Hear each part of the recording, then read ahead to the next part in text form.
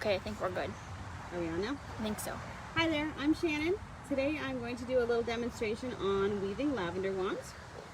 These are some examples of some that I have done with some real long stem lavender. Those actually, the lavender was shipped in to me from a friend in Washington. And so I thought we would do a demonstration on some lavender that was grown right here in Bemidji. So a little less tall and a little bushier.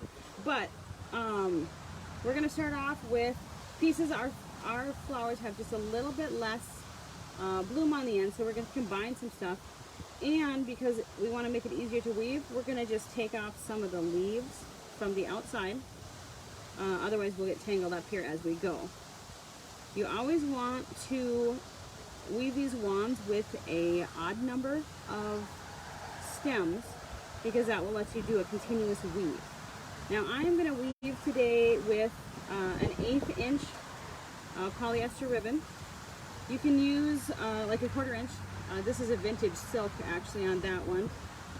This is just a 1/4 inch polyester.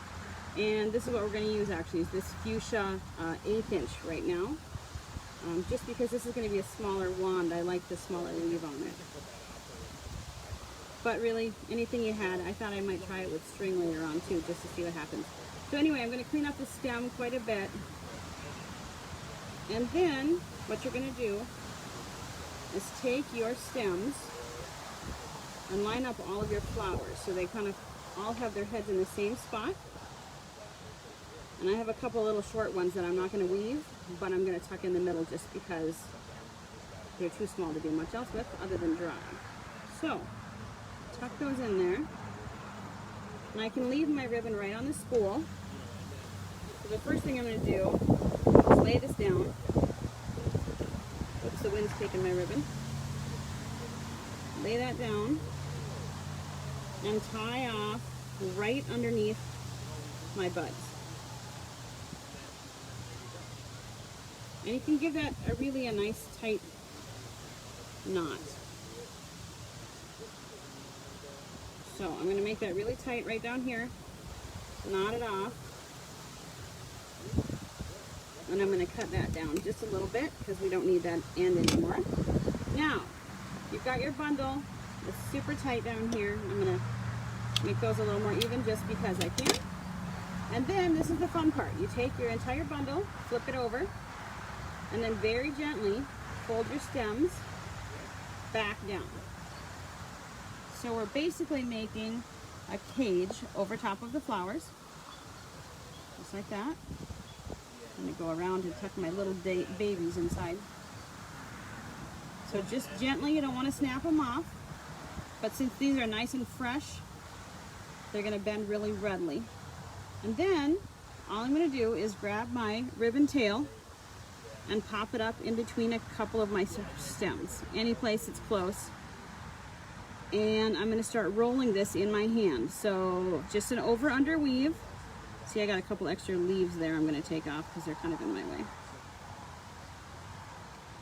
Okay. So just over one, under one, over one. Oops, there's another leaf in my way. I'll go underneath that one. And again, these leaves the stems are real green, so you can let them move around.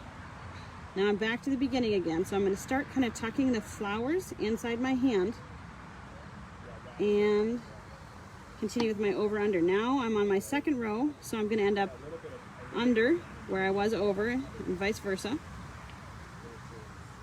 And we just keep turning this around, try and keep the ribbon flat like that. And now as your lavender dries up, it's going to shrink a bit. So you can keep this pretty tight. We're going to hang these to dry after we're done with them. So as you can see, I am just rolling over, under, all the way around, and then you can kind of just nudge these into place if they're a little too wide in one spot as you go. Keep that knot tucked inside there, and that tail will just disappear as we weave down a little further. Okay, so this is kind of the gist of it. Over, under. The 1/4 inch ribbon will go a lot faster if you want to. Also, you can tuck in the ends if you have any buds popping out. You can just use a little piece of a cut end, or see there, I've got a flower. There's one. There we go. A cut end or a toothpick or something to push it back in there. Now see, I got stuck on a leaf down there too, so I'm going to pull that guy off. And I'm going to just set this aside for a minute. And you can see I'm starting to make that weave pattern. Okay, so we're just going to keep turning this, trying to separate your spokes as you go. And you can use a little pressure, like in here I'm using my left hand to squeeze a little bit as I'm going around. Just a firm enough that you're not breaking anything, but you can really pack those little buds inside there. And of course, sometimes when you're doing this, you lose buds. So I like to make sure I'm doing it on a solid surface so that I can collect those and put those in a sachet or a potpourri of some sort. Might as well keep them. Throw them into some soaps maybe. Okay, this one is getting a little tight, so I'm actually just going to lift that side up, twist my ribbon over, get it up in there nice and close, and I can keep going. Okay. Squeeze that flower. There's a little bud that needs to get tucked back inside.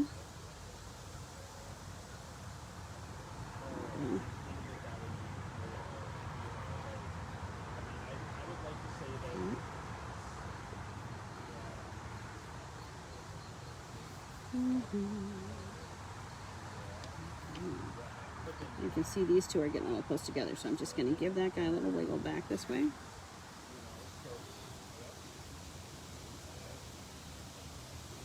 Now you might notice I've got, in this case, I've got two stems coming out here. That's just because one of them I wanted to keep the flowers, but the stem was a little small, so I'm just weaving it alongside the next one. Keeps my numbers on point.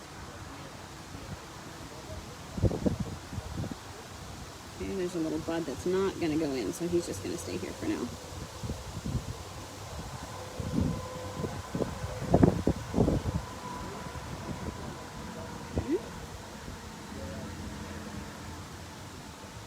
Bridget, are you watching along?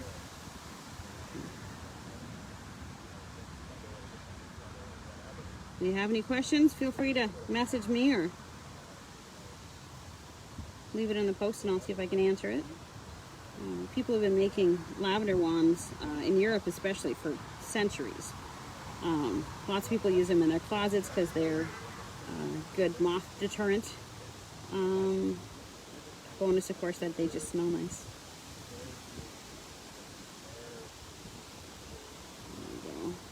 Got some flowers where you can see the stems popping up under here, so I have to tighten that down a little bit. But these are, like I said, these are fresh stems. We just cut them off this bush over here this morning, so they're real flexible. Okay, so I need to move my stems back together. It's all about, we'd call these your spokes, or the stems of the lavender, and your shape is always determined in weaving by the direction of your spokes. So if you keep your spokes going the right way, your weaving will go the right direction. These guys are just going to lift right up and weave underneath it. So, try and keep that ribbon as flat as we can. Oops. Okay, I can see I've got one side that's just bowing a little bit out of where I want it to go, so I'm just going to gently nudge him back into place. So I'm going to give a little pull. See, my flowers are kind of bunching up on me. That's where you get the width in your wand there.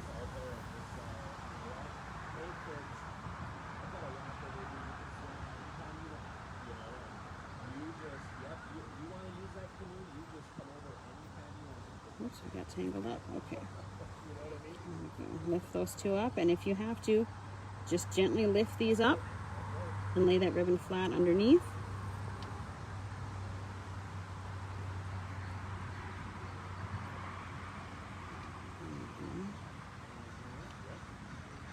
You see I am losing a few buds here and there, so that's why I want to collect those when I'm done, especially if I'm doing multiple wands. Try and slide those back up. Let's see here. I think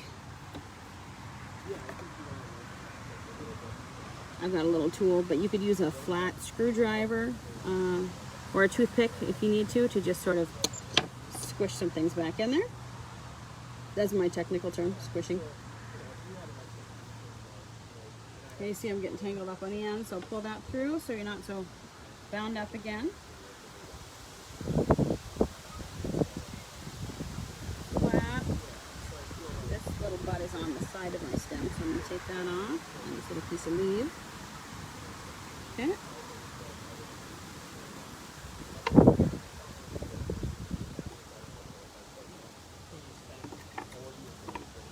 Ribbon flow in there a little. Okay.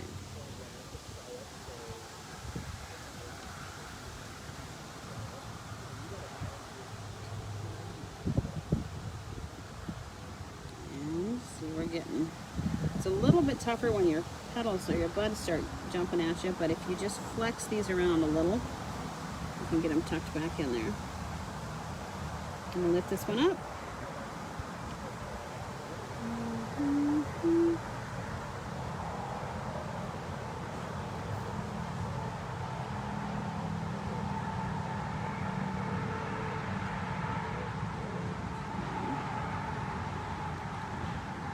Floss it in there a little bit if you have to.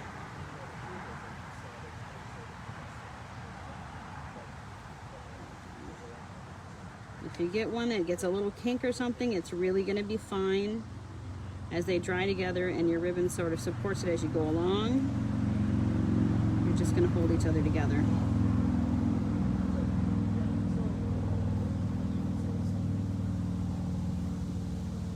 Stems out of the way.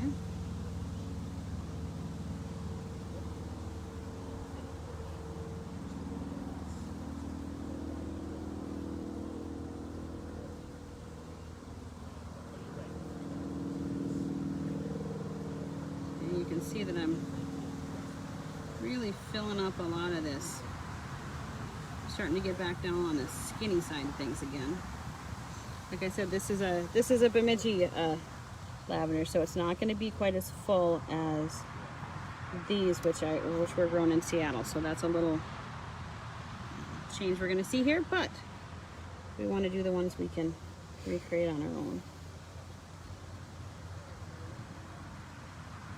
There we go.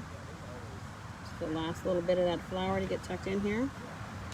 See, they're starting to get a little bit harder to nudge inside there.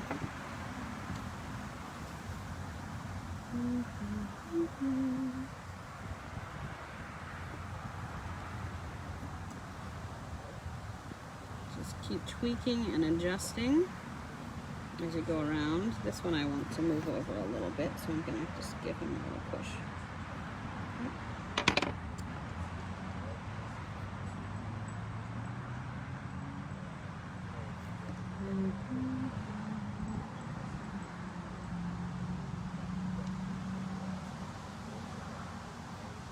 Now, there's the last little bit of my buds coming out there, so I'm going to stick them back inside the cage because they're creeping up the side.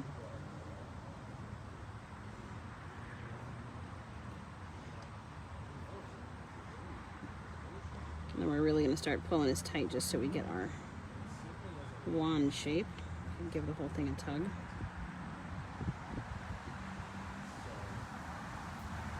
Here really helps to move those stems out of your way. I actually twisted my ribbon in this one just to make it a little bit skinnier when I got down to the end.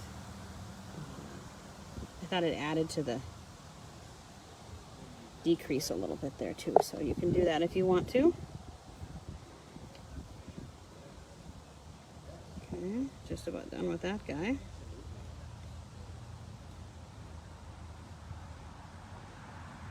And if you've got one or two flowers sticking out at the end here, you can pop them off or tuck them back inside, either way. Over.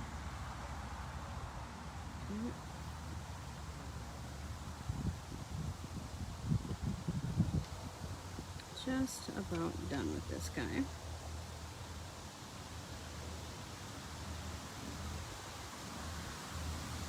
Lucky for me, my daughter Bridget is filming this because she's a little more tech savvy than I am myself. But you know what? It's fun to do a demonstration either way. Oops, I'm tangled up a little bit. Okay, and now I've gotten to the point where you really can't keep weaving them in and out here. So what I'm going to do is just pull my ribbon tight. I've got a couple of buds left down here. Those I'm just going to save for later. So there are a couple different ways to finish this. Some people just take off their last weave and wrap down the stem. I like to tie it off just to make sure I've got everything nice and tight. So what I would do is just a real loose loop. Tuck my ribbon through there so I get a little pressure on it. Okay, and just give it one little tug so you've got it tightened down. Okay? And then you take your ribbon and just slowly line up your stems. You give it a little twirl as you go. And this, however far apart you want it to go. Okay. And this one I don't want to, our Minnesota stems are a little bit thicker here, so I don't necessarily have to go the whole way either. But just going to keep going. If you want to take a trim and take some of the little foliage off the sides, you can. Okay, then again at the bottom I give it a nice firm pull, wrap it around a couple of times, and then another, oops, let go, pull it again. Okay, make another loop, should just do a loose knot. Okay. A little harder to show that than I want it to be, but there we go. Give it another tug. And I like to tie them in just a little bow. Oops. Apparently I'm trying too hard to make that a little bow too. Okay. Tighten that down a little bit. Double it up so it stays, especially once our lavender stems start to dry out. Right. Then I'm going to take this end, pull it right down into my stems, give it a tug, and I will trim that off. Oops, I can't show that to you very well. And I'm going to trim the ends off so they're nice and pretty.